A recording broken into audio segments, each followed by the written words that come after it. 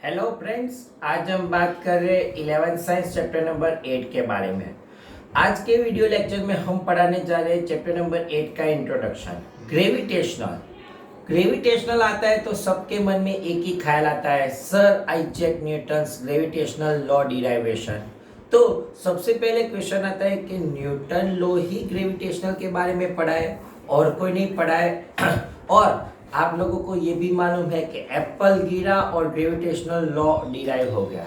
ऐसे कोई एप्पल गिरने से कोई लॉ डिराइव नहीं होते।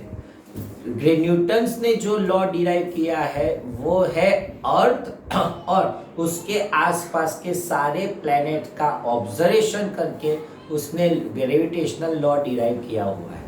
तो क्वेश्चन ये आता है कि प्लैनेट्स के बारे में, सारे प्लैनेट्स के बारे में ये न्यूटन ये कि प्री इंसान था कि जो लॉस नियम रूल्स बनाने चला गया? नहीं, उससे पहले कई साइंटिस्ट आए लेकिन वो अमुक अमुक रूल्स बना के चले गए, थोड़ा थोड़ा रूल्स डिराइव करके चले गए। उसमें सबसे पहला वाला साइंटिस्ट आया टॉलेमी। जो टॉलेमी का जो प्रिंसिपल है ना, पूरा गलत है, लेकिन उस सदी में, उस टाइम में वो टॉलेमिक ने डिराइव किया हुआ था वो रूल्स है जिसको हम जियोसेंट्रिक भी बोलते हैं। क्यों जियोसेंट्रिक? तो कि टॉलेमी का principle earth in steady on centre. Now definition, earth in steady on centre all planets including sun is moving circular path to earth. क्या बोला डेफिनेशन? जो फिर से आपको डेफिनेशन यही लिखनी है। क्या लिखनी है? नोटबुक से लिख सकते हैं आप, ओनली फिगर नहीं, मैं आपको डेफिनेशन बोलता हूं। Earth is steady on centre all planets including sun is moving circular path. That means earth steady है सेंटर में और प्लैनेट सारे वो मूव कर रहे हैं अर्थ के ऑर्बिटल में। ये हो गया टॉलेमीज प्रिंसिपल। अब लिमिटेशन क्या है, क्या गलत है? अर्थ सेंटर में नहीं है, अर्थ स्टेडी नहीं है, एंड थर्ड जो पाथ है वो सर्क्यूलर पाथ नहीं, इलिप्स पाथ है। कौन सा वाला पाथ? इलिप्स पाथ बोलते हैं। तो उसकी लिमिटेशन टॉलेमी आ गई। उसके बाद कई सालों के बाद आया कॉपरनिक्स, और कॉपरनिक्स को हम हेलियोसेंट्रिक भी बोलते हैं। क्यों उसको कॉपरनिक्स को बोलते हैं? तो कि सेंटर में अब सन आ गया, पूरा इसका ही कॉपी किया है लेकिन चेंज हो गया sun. Sun is steady on centre all planets including earth is move in circular path। क्या डेफिनेशन बोली? सेकंड फिर से, sun is steady on center all planets including earth is moving on circular path। इसको हम कॉपरनिक्स principal या heliocentric principal बोलते हैं। Now इसमें गलत क्या है, लिमिटेशन क्या है? सन स्टेडी नहीं है, और सेकंड पाथ इलिप्स है, सर्कुलर पाथ नहीं है। अब उसके बाद आ गया जॉन केपलर। जॉन केपलर ने उस टाइम 3 रूल्स डिराइव किए हैं। तीनों रूल्स आइडल अभी तक राइट है, उसमें कुछ भी लिमिटेशन नहीं है। और लास्ट में आया sir Isaac Newton. Now Kepler's law क्या है? तो कि सबसे पहले हमने बोला पाथ क्या है? इलिप्स। इलिप्स पाथ मींस कैसा वाला पाथ? तो कि दो सर्कल, जो सर्कल होता है उसको हम मिला के जो बनाते हैं उसको हम इलिप्स बोलते हैं। उसके 2 सेंटर्स होते हैं। केपलर ने 3 रूल्स डिराइव किए हैं। फर्स्ट लॉ हम क्या है? तो ये आपको विदाउट डिराइवेशन याद रखना है। First law, any one centre is a sun. That means ellipse path में कोई भी वन पॉइंट पे सन है, and all planets are moving on ellipse path. All planets are moving ellipse path, उसको हम केप्लर्स फर्स्ट लॉ बोलते हैं। क्या बोला? Sun is steady on, steady भी नहीं बोल सकते, sun is any one centre and all planets including earth is moving ellipse path, ये इलिप्स पाथ पे मूव कर रहा है। इसकी आपको डिराइवेशन की कोई है ही नहीं, अपने टेक्स्ट बुक में ओनली स्टेटमेंट याद रखना है। सेकंड वाला law, that means Kepler's second law, ये अपने को डिराइव करा सकते हैं, ये 2 मार्कर में भी आ सकता है। फिर से ये हो गया अपना इलिप्स पाथ, यहाँ पे सन है, यहाँ पे कहीं पर भी कोई प्लैनेट्स है और ये उसकी स्पीड आती है टेंजेंशियल डायरेक्शन में, ये उसकी रेडियस आती है। तो सपोज इतना डिस्टेंस ट्रैवल जो हो रहा है उसका एरिया हम डेल्टा ए बोलते हैं।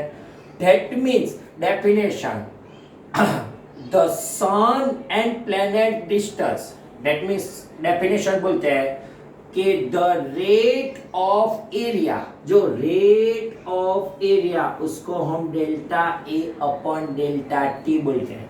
Rate of area is always constant between sun and planets. क्या बोली definition? The rate of area is always constant between sun and all planets, कोई भी प्लैनेट्स का यूनिट टाइम इंटरवल में जो एरिया हम काउंट करेंगे वो कांस्टेंट मिलता है।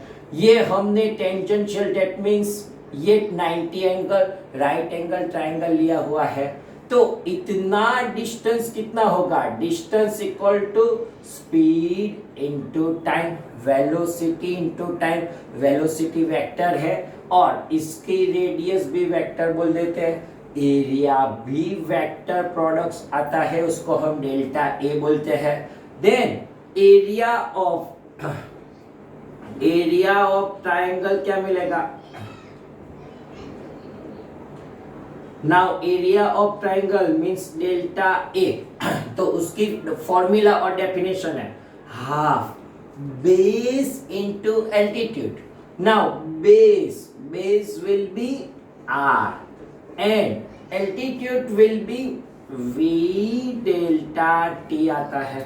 then half क्रॉस में ये मल्टीप्लिकेशन है, ये क्रॉस प्रोडक्ट है, हमने आपको वेक्टर मल्टीप्लिकेशन बुलाया है, a cross b equal to vector r आता है, तो delta a vector equal to half r cross v into delta T.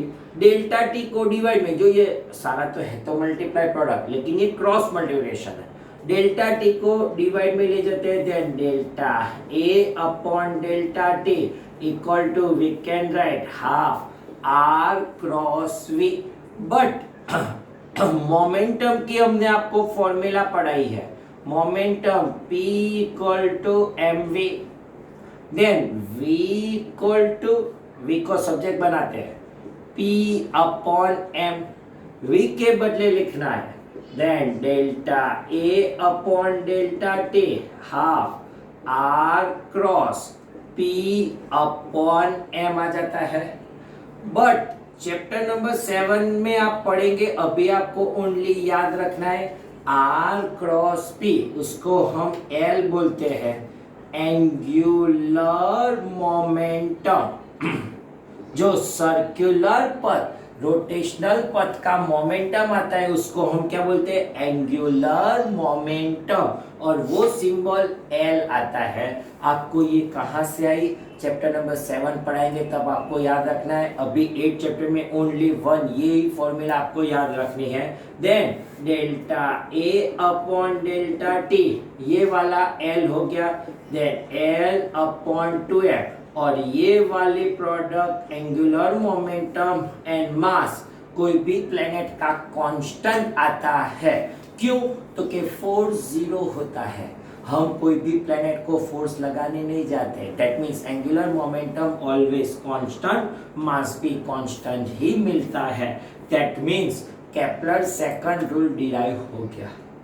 To marker में इंडिविजुअल आता है डिराइव केपलर्स सेकंड रूल्स, तो आपको पहले रूल्स लिखना है, उसके बाद ये डिराइव करना है। और टू मार्कर में ऐसे आता है statement write down Kepler's three rules, तो आपको first second rules write down statement ही लिखना है। अब Kepler's third rules, third rules का डिराइवेशन अपनी चैप्टर की लास्ट थियरी में हम डिराइव करेंगे। अभी आपको याद ही रखना है square of any planets of periodic time, that means definition square of periodic time of any planet is directly proportional cube of radius of any planet. कोई भी प्लेनेट की रेडियस का क्यूब और प्लेनेट का पीरियोडिक टाइम का square दोनों directly proportion में आता है, उसको हम केपलर्स थर्ड रूल्स बोलते हैं। फिर से the square of periodic time of any planet is directly proportional cube of any planet of radius, उसको हम केपलर्स थर्ड रूल बोलते हैं। तो टू मार्कर की केपलर्स रूल्स की थ्योरम कंप्लीट। आज के वीडियो लेक्चर में हम यहाँ तक रखते हैं। न्यूटन्स लॉ हम नेक्स्ट वीडियो लेक्चर में आपको पढ़ाएंगे। Thank you very much.